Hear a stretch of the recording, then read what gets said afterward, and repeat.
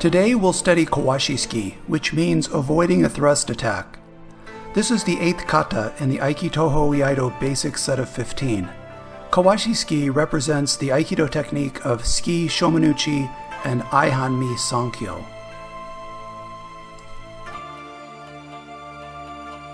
Here Greenwood Sensei shows the basic form of shomenuchi sankyo and introduces us to some of the atemi inherent in this technique, demonstrating the importance of being able to strike effectively from a very short range. Later in this video, we'll reveal a few more atemi patterns which can form the framework for implementing sankyo in an effective way.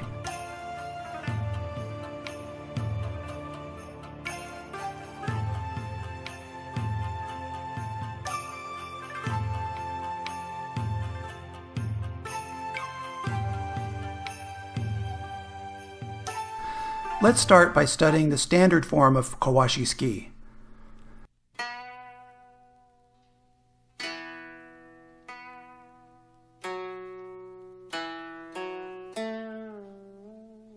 As the opponent thrusts their sword, we move to our left and draw our own sword along the front of our body to avoid their thrust. The opponent raises their sword to strike down, and we step to the right and thrust toward their heart. As their strike comes down, we move back to the left and finish with kesagiri to the opponent's right lapel.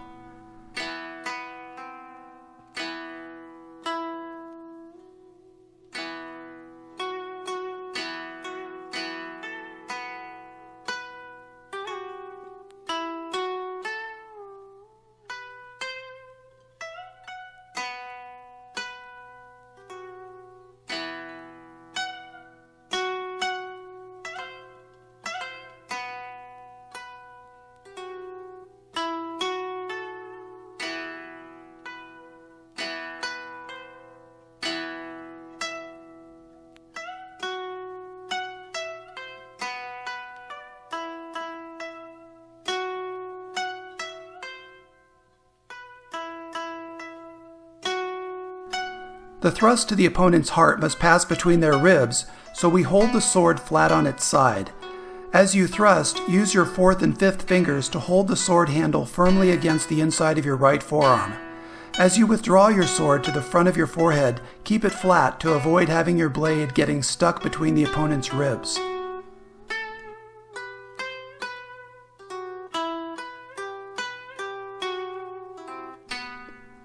Turn the saya out as you turn your body to draw the sword so the back of your blade rests gently against your body. Then twist the blade as you thrust to the opponent's heart. Withdraw the sword to the front of your forehead, keeping the blade flat. Bring your feet together, raising the sword to prepare for the final kesagiri as you step your right foot back. Here's a detail of the footwork.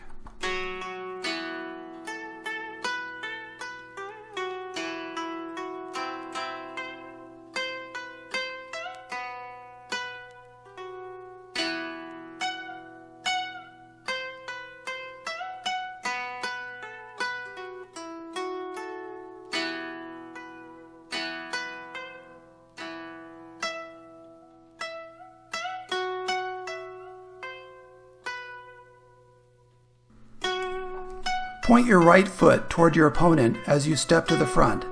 As you do this, you'll find your hips twisted inward, building tension like a wishbone.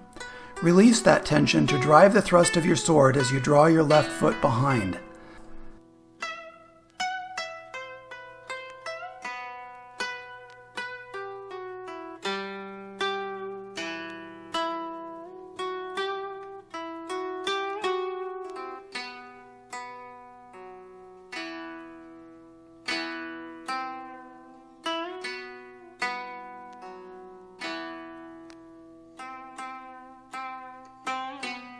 We can also do this technique thrusting toward the opponent's abdomen.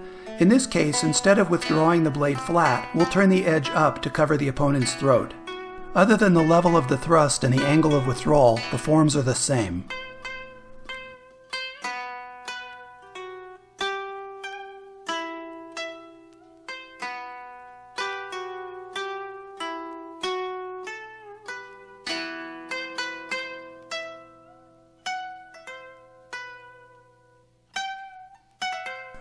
We can also express sankyo in other ways in Aiki Toho Iaido.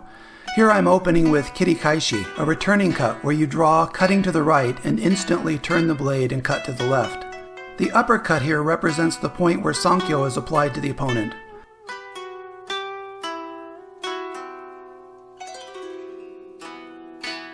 Here is an intermediate level of the same technique where we finish by cutting at 90 degrees to the opponent's side.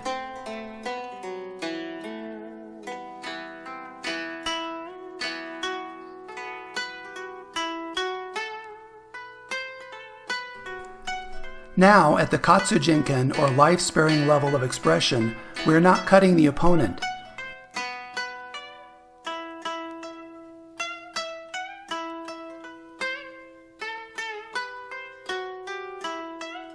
You'll see that I'm entering without cutting the opponent and just cutting in the space between us. I'm stopping the sword a hair's breadth before cutting, and then using my hand on the back of the sword to safely guide the opponent.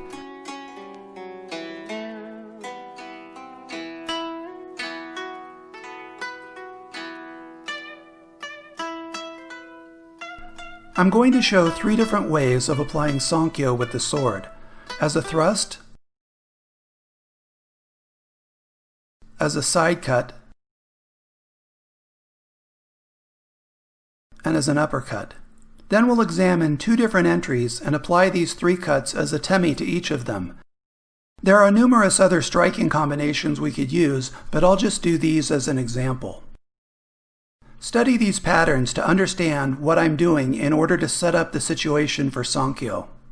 It's a fatal flaw in your practice if you're unable to apply physical and psychological pressure to an opponent, what's called seme.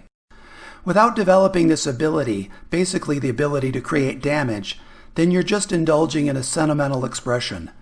Without a strong sense of will, without strong seme, and without understanding how to apply irimi and atemi, Aikido people can get caught flat-footed when facing a vigorous attack.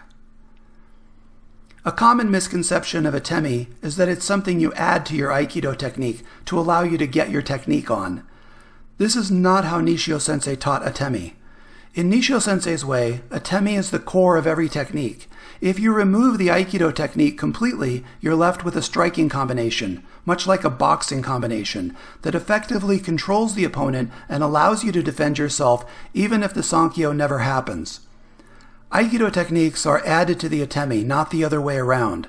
Aikido techniques are used to replace the need to actually strike the opponent. You must be able to continuously present your opponent with a problem. You have to guide the conversation. In my opinion, it's the inability to do this effectively that causes most failings in Aikido. All of our atemi patterns involve avoiding slipping or deflecting the attack and striking directly to the head or body in a single move. This is the kind of study, analysis, and testing you should subject your Aikido practice to on a regular basis.